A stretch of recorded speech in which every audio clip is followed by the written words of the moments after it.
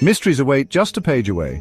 Ready to dive in? Welcome to The Book Reader, where stories unfold one enchanting page at a time. Subscribe now and unlock the magic. Part 3. Mergers. Chapter 22. Thursday, July 10th. They ate breakfast in the garden in silence and without milk in their coffee. Salander had taken out a Canon digital camera and photographed the macabre tableau before Blomkvist got a rubbish sack and cleaned it away. He put the cat in the boot of the Volvo. He ought to file a police report for animal cruelty, possibly intimidation, but he did not think he would want to explain why the intimidation had taken place. At 8:30 Isabella Wenger walked past and onto the bridge. She did not see them, or at least pretended not to. "How are you doing?" Blomkvist said.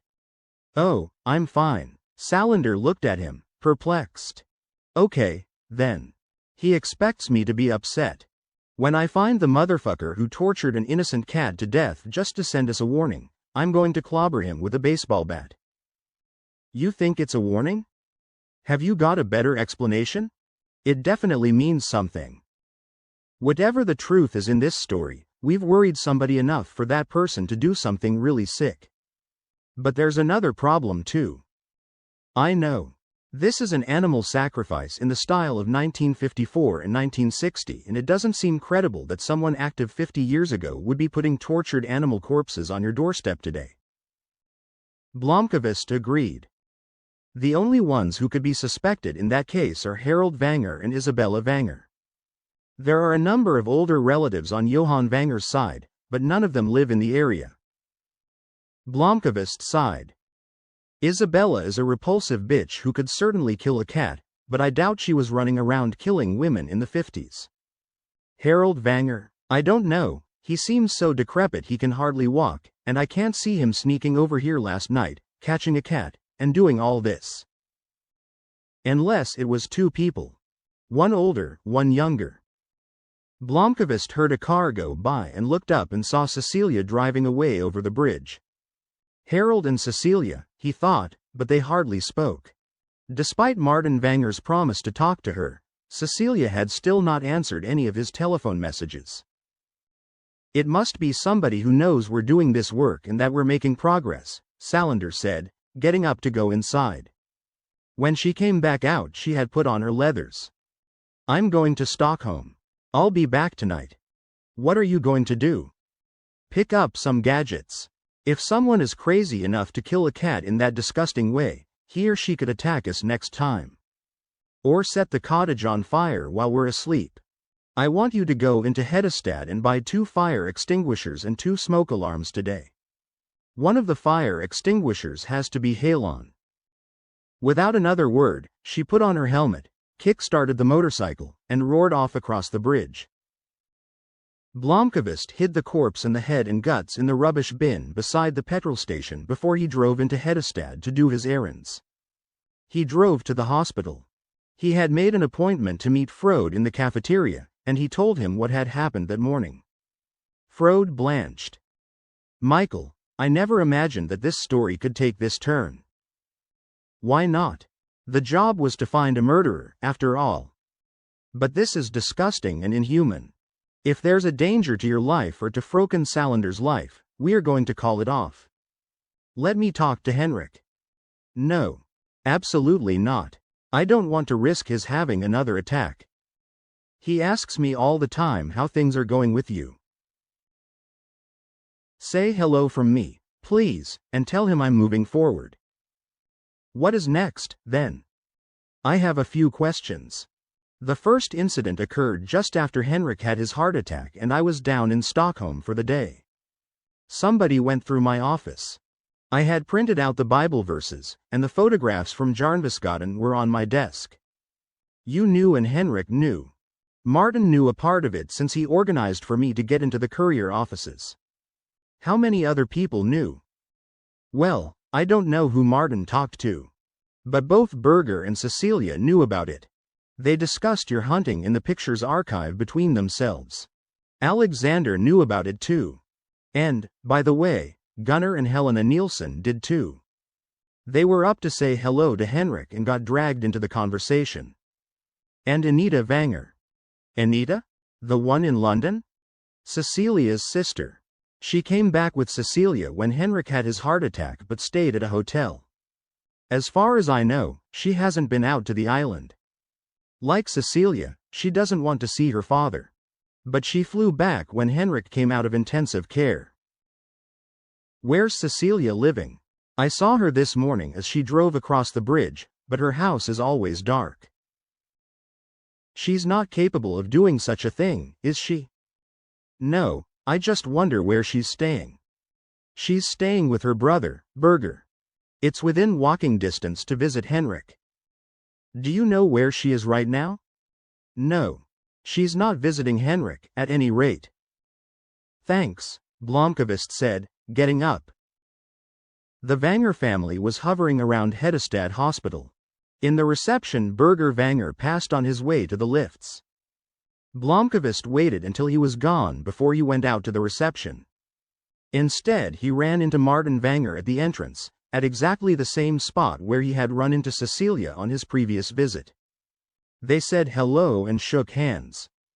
Have you been up to see Henrik? No, I just happened to meet Dirch Frode. Martin looked tired and hollow-eyed. It occurred to Michael that he had aged appreciably during the 6 months since he had met him. How are things going with you, Michael? He said. More interesting with every day that passes. When Henrik is feeling better, I hope to be able to satisfy his curiosity. Birger Vanger's was a white brick terrace house a 5-minute walk from the hospital. He had a view of the sea and the Hedestad marina. No one answered when Blomkvist rang the doorbell. He called Cecilia's mobile number but got no answer there either. He sat in the car for a while, drumming his fingers on the steering wheel. Birger Vanger was the wild card in the deck. Born in 1939 and so 10 years old when Rebecca Jacobson was murdered. 27 when Harriet disappeared. According to Henrik, Birger and Harriet hardly ever saw each other. He had grown up with his family in Uppsala and only moved to Hedestad to work for the firm. He jumped ship after a couple of years and devoted himself to politics. But he had been in Uppsala at the time Lena Andersson was murdered. The incident with the cat gave him an ominous feeling, as if he were about to run out of time. Otto Falk was 36 when Harriet vanished. He was now 72, younger than Henrik Vanger but in a considerably worse mental state. Blomkvist sought him out at the Svalin Convalescent Home, a yellow brick building a short distance from the Heed River at the other end of the town. Blomkvist introduced himself to the receptionist and asked to be allowed to speak with Pastor Falk. He knew, he explained, that the pastor suffered from Alzheimer's and inquired how lucid he was now. A nurse replied that Pastor Falk had first been diagnosed 3 years earlier and that alas the disease had taken an aggressive course. Falk could communicate, but he had a very feeble short-term memory and did not recognize all of his relatives. He was on the whole slipping into the shadows. He was also prone to anxiety attacks if he was confronted with questions he could not answer. Falk was sitting on a bench in the garden with 3 other patients and a male nurse. Blomkvist spent an hour trying to engage him in conversation. He remembered Harriet Vanger quite well. His face lit up, and he described her as a charming girl. But Blomkvist was soon aware that the pastor had forgotten that she had been missing these last 37 years. He talked about her as if he had seen her recently and asked Blomkvist to say hello to her and urge her to come and see him. Blomkvist promised to do so. He obviously did not remember the accident on the bridge. It was not until the end of their conversation that he said something which made Blomkvist prick up his ears. It was when Blomkvist steered the talk to Harriet's interest in religion that Falk suddenly seemed hesitant. It was as though a cloud passed over his face. Falk sat rocking back and forth for a while and then looked up at Blomkvist and asked who he was. Blomkvist introduced himself again and the old man thought for a while. At length he said, "She's still a seeker. She has to take care of herself and you have to warn her." "What should I warn her about?" Falk grew suddenly agitated. He shook his head with a frown. "She has to read sola scriptura and understand sufficientia scriptura. That's the only way that she can maintain sola fide. Joseph will certainly exclude them. They were never accepted into the canon.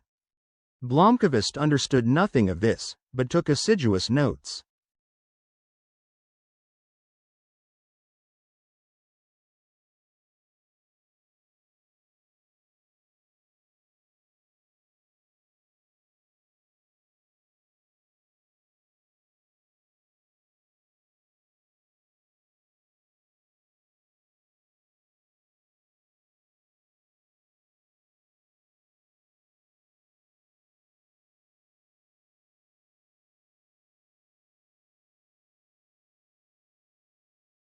Then Pastor Falk leaned towards him and whispered, "I think she's a Catholic.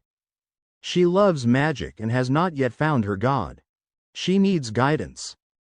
The word Catholic obviously had a negative connotation for Pastor Falk. "I thought she was interested in the Pentecostal movement?"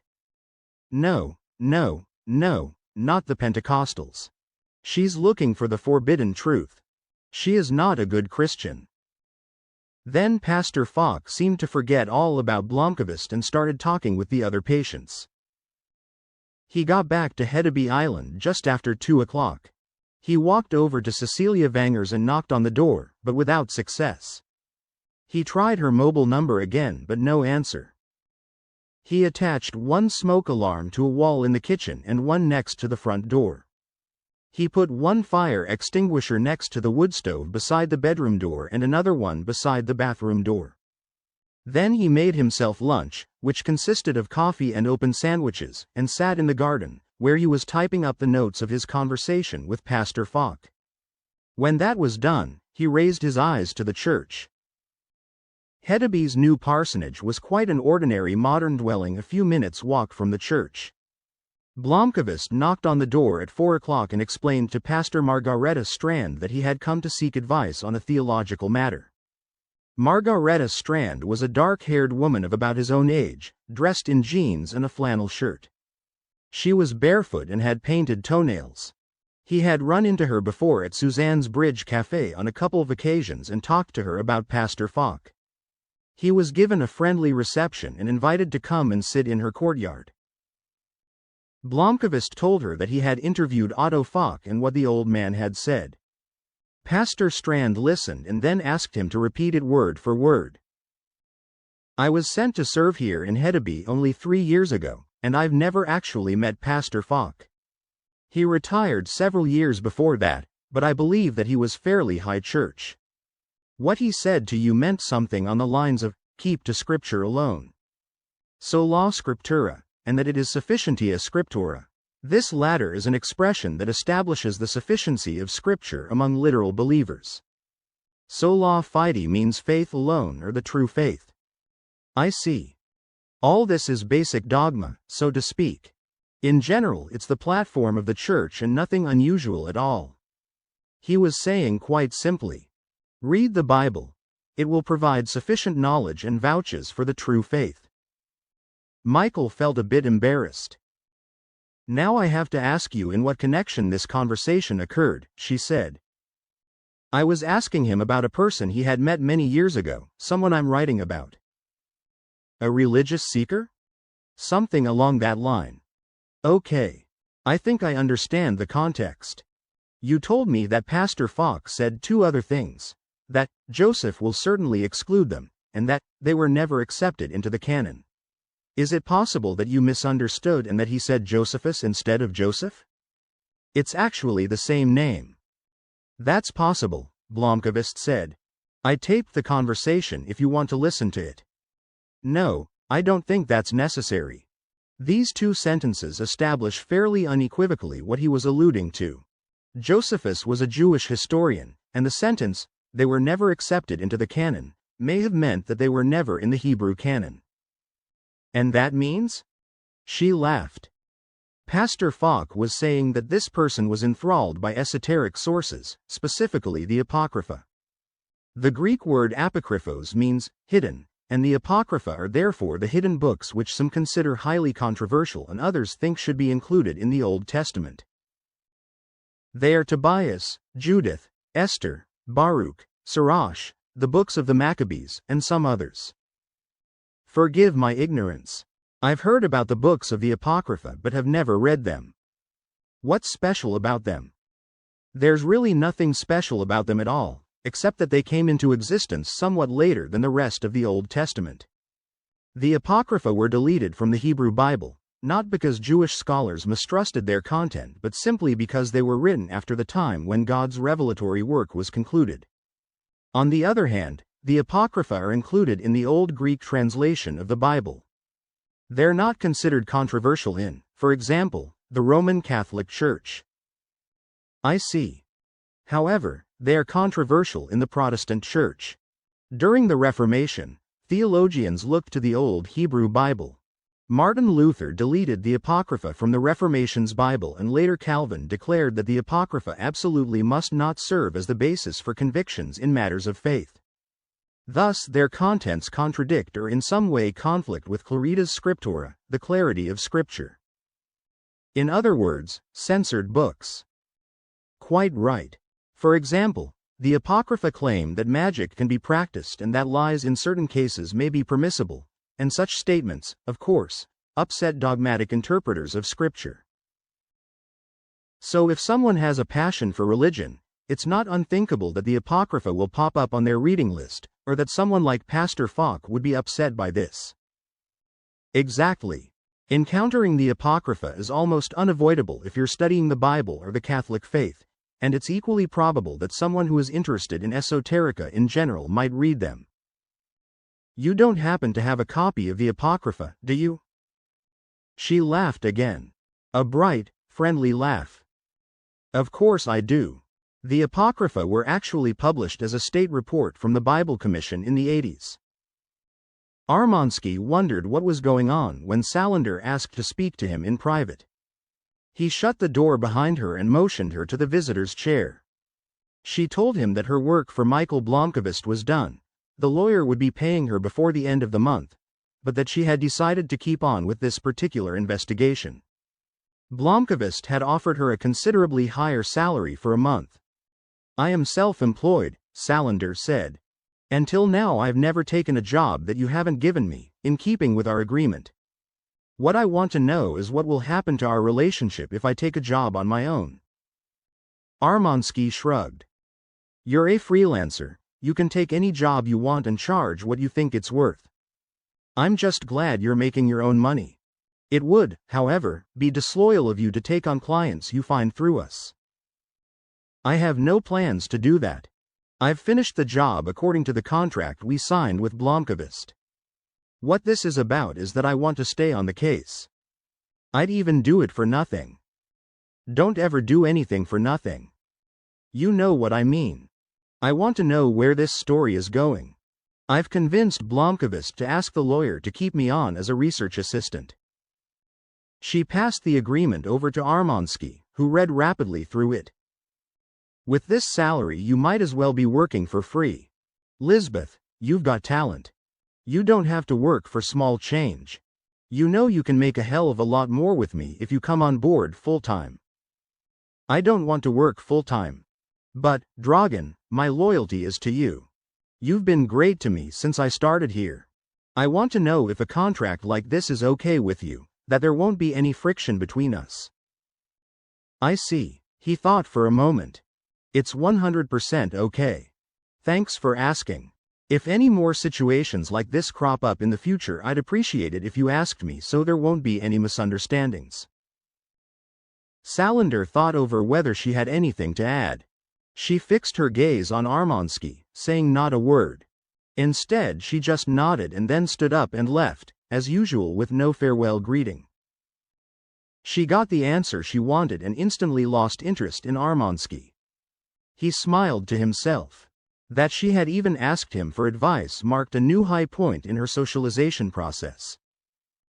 He opened a folder with a report on security at a museum where a big exhibition of French Impressionists was opening soon. Then he put down the folder and looked at the door through which Salander had just gone.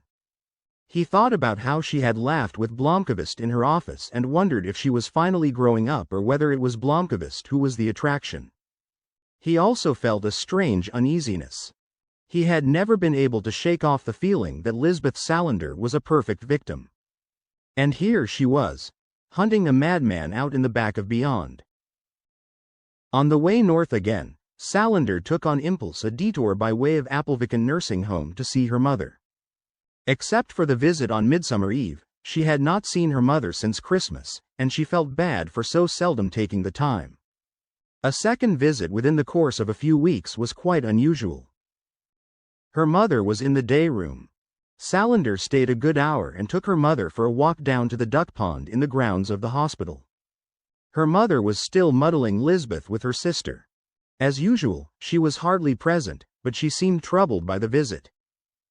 When Salander said goodbye, her mother did not want to let go of her hand. Salander promised to visit her again soon, but her mother gazed after her sadly and anxiously. It was as if she had a premonition of some approaching disaster. Blomkvist spent 2 hours in the garden behind his cabin going through the Apocrypha without gaining a single insight. But a thought had occurred to him. How religious had Harriet Wenger actually been? Her interest in Bible studies had started the last year before she vanished. She had linked a number of Bible quotes to a series of murders and then had methodically read not only her Bible but also the Apocrypha, and she had developed an interest in Catholicism. Had she really done the same investigation that Blomkvist and Salander were doing 37 years later? Was it the hunt for a murderer that had spurred her interest rather than religiosity? Pastor Falk had indicated that in his eyes she was more of a seeker, less a good Christian. He was interrupted by Berger calling him on his mobile. "I just wanted to tell you that Gregor and I are leaving on holiday next week. I'll be gone for 4 weeks. Where are you going?" "New York. Gregor has an exhibition, and then we thought we'd go to the Caribbean. We have a chance to borrow a house on Antigua from a friend of Gregor's and we're staying there 2 weeks. "That sounds wonderful. Have a great time. And say hi to Gregor. The new issue is finished and we've almost wrapped up the next one.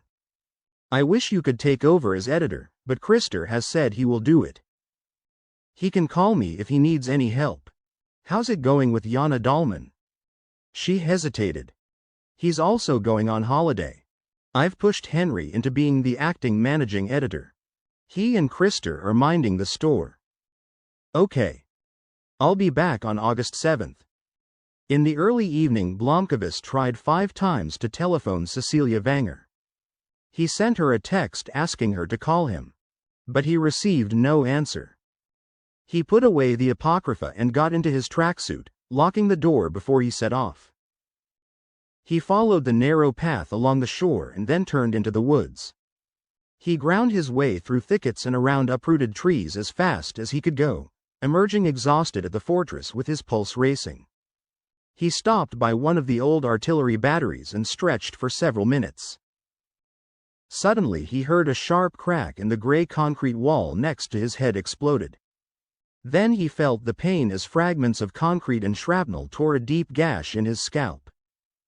For what seemed an eternity Blomkvist stood paralyzed. Then he threw himself into the artillery trench, landing hard on his shoulder and knocking the wind out of himself. A second round came at the instant he dived. The bullet smacked into the concrete foundation. He got to his feet and looked all around. He was in the middle of the fortress. To the right and left narrow, overgrown passages a yard deep ran to the batteries that were spread along a line of 250 yards. In a crouch, he started running south through the labyrinth.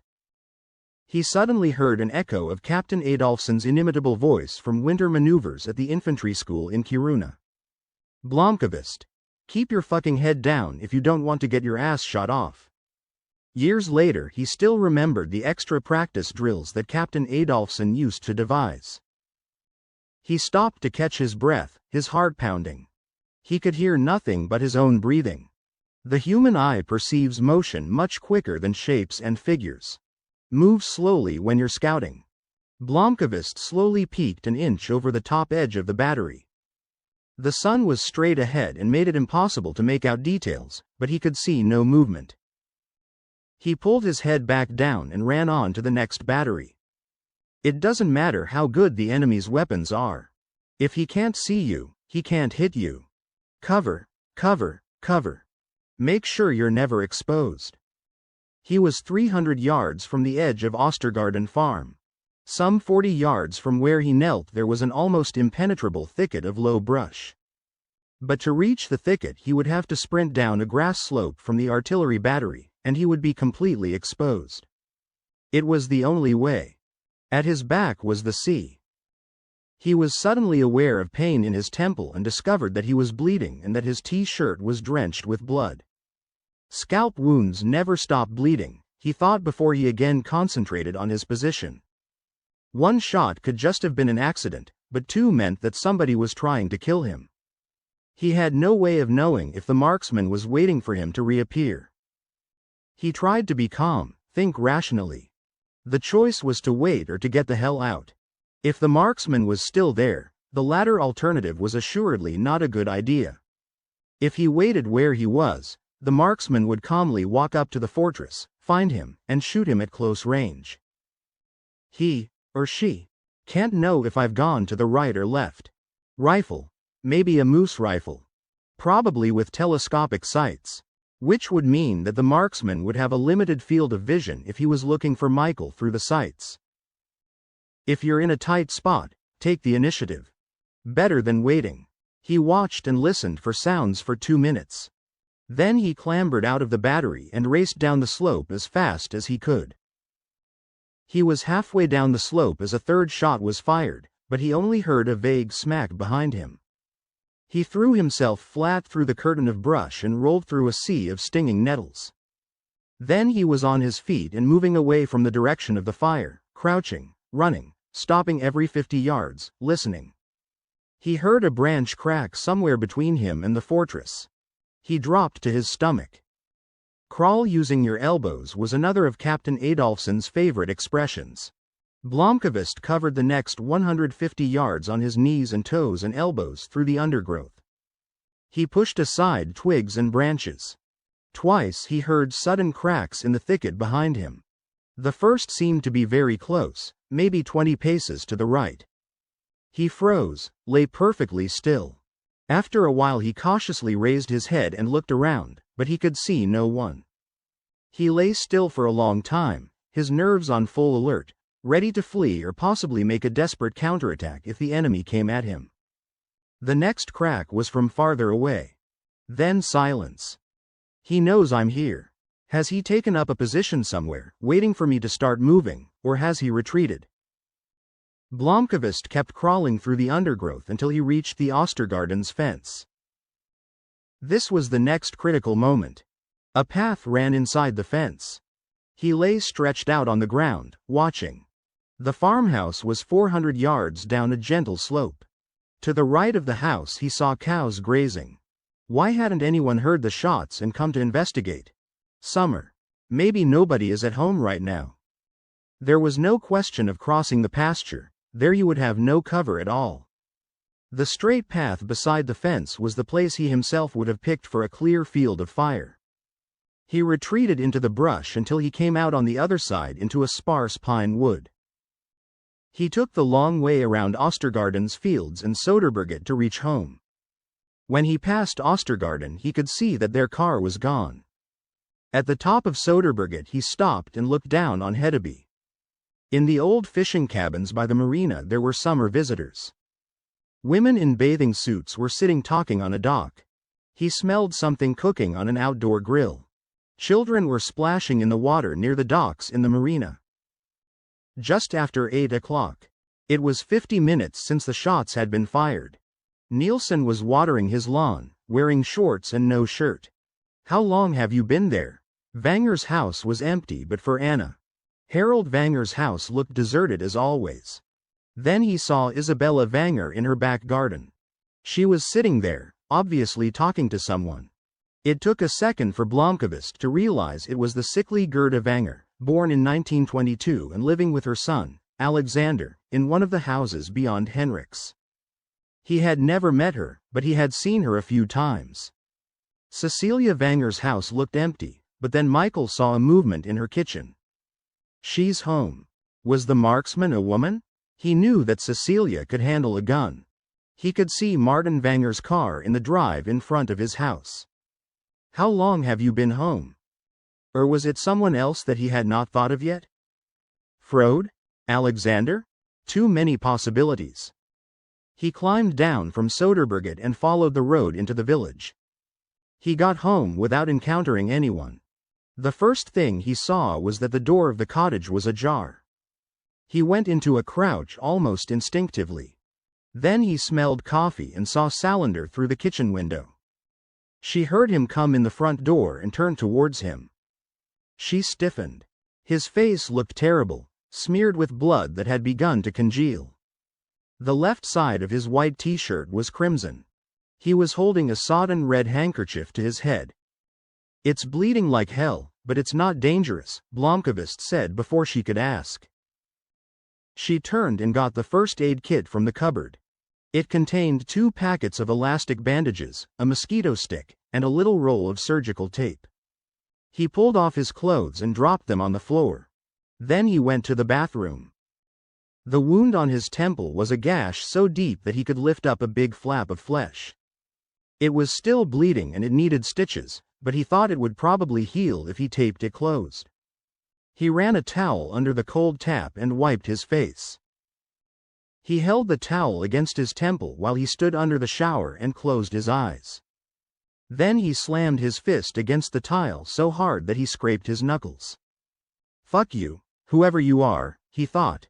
I'm going to find you, and I will get you. When Salander touched his arm, he jumped as if he had had an electric shock and stared at her with such anger in his eyes that she took a step back. She handed him the soap and went back to the kitchen without a word. He put on 3 strips of surgical tape. He went into the bedroom, pulled on a clean pair of jeans and a new t-shirt, taking the folder of printed out photographs with him. He was so furious he was almost shaking. Stay here, Lisbeth, he shouted. He walked over to Cecilia Vanger's house and rang the doorbell. It was half a minute before she opened the door. I don't want to see you, she said. Then she saw his face, where blood was already seeping through the tape. Let me in. We have to talk. She hesitated. We have nothing to talk about. We do now, and you can discuss it here on the steps or in the kitchen. Blomkvist's tone was so determined that Cecilia stepped back and let him in. He sat at her kitchen table. What have you done? She said. You claim that my digging for the truth about Harriet Vanger is some futile form of occupational therapy for Henrik. That's possible, but an hour ago someone bloody nearly shot my head off, and last night someone, maybe the same humorist, left a horribly dead cat on my porch. Cecilia opened her mouth, but Blomkvist cut her off. Cecilia, I don't give a shit about your hang-ups or what you worry about or the fact that you suddenly hate the sight of me. I'll never come near you again, and you don't have to worry that I'm going to bother you or run after you. Right this minute I wish I'd never heard of you or anyone else in the Vanger family. But I require answers to my questions. The sooner you answer them, the sooner you'll be rid of me. What do you want to know? Number 1. Where were you an hour ago? Cecilia's face clouded over. An hour ago I was in Hedestad. Can anyone confirm where you were? Not that I can think of, and I don't have to account to you. Number 2. Why did you open the window in Harriet's room the day she disappeared? What? You heard me. For all these years Henrik has tried to work out who opened the window in Harriet's room during those critical minutes. Everybody has denied doing it. Someone is lying. And what in hell makes you think it was me? This picture, Blomkvist said, and flung the blurry photograph onto her kitchen table. Cecilia walked over to the table and studied the picture. Blomkvist thought he could read shock on her face. She looked up at him. He felt a trickle of blood run down his cheek and drop onto his shirt. There were 60 people on the island that day, he said. And 28 of them were women. 5 or 6 of them had shoulder-length blonde hair. Only one of those was wearing a light-colored dress. She stared intently at the photograph. And you think that's supposed to be me? If it isn't you, I'd like you to tell me who you think it is. Nobody knew about this picture before. I've had it for weeks and tried to talk to you about it. I may be an idiot, but I haven't showed it to Henrik or anyone else because I'm deathly afraid of casting suspicion on you or doing you wrong. But I do have to have an answer. You'll get your answer. She held out the photograph to him. I didn't go into Harriet's room that day. It's not me in the picture. I didn't have the slightest thing to do with her disappearance. She went to the front door. You have your answer. Now please go. But I think you should have a doctor look at that wound. Salander drove him to Hedestad Hospital. It took only 2 stitches and a good dressing to close the wound. He was given cortisone salve for the rash from the stinging nettles on his neck and hands. After they left the hospital, Blomkvist sat for a long time wondering whether he ought to go to the police. He could see the headlines now. Libel journalist in shooting drama. He shook his head. Let's go home, he said. It was dark when they arrived back at Hedeby Island, and that suited Salander fine. She lifted a sports bag onto the kitchen table. I borrowed this stuff from Milton Security, and it's time we made use of it. She planted 4 battery-operated motion detectors around the house and explained that if anyone came closer than 20 feet, a radio signal would trigger a small chirping alarm that she set up in Blomkvist's bedroom.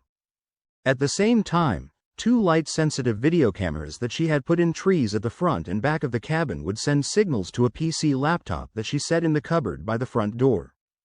She camouflaged the cameras with dark cloth. She put a 3rd camera in a birdhouse above the door. She drilled a hole right through the wall for the cable. The lens was aimed at the road and the path from the gate to the front door. It took a low-resolution image every second and stored them all on the hard drive of another PC laptop in the wardrobe. Then she put a pressure-sensitive doormat in the entrance. If someone managed to evade the infrared detectors and got into the house, a 115 decibel siren would go off. Salander demonstrated for him how to shut off the detectors with a key to a box in the wardrobe. She had also borrowed a night vision scope. You don't leave a lot to chance, Blomkvist said, pouring coffee for her. One more thing. No more jogging until we crack this. Believe me, I've lost all interest in exercise. I'm not joking. This may have started out as a historical mystery, but what with dead cats and people trying to blow your head off, we can be sure we're on somebody's trail. They ate dinner late. Blomkvist was suddenly dead tired and had a splitting headache. He could hardly talk anymore, so he went to bed. Salander stayed up reading the report until 2 o'clock. And that marks the end of the current chapter. Thank you for listening to The Book Reader. Stay tuned for the next episode tomorrow. Please subscribe for updates.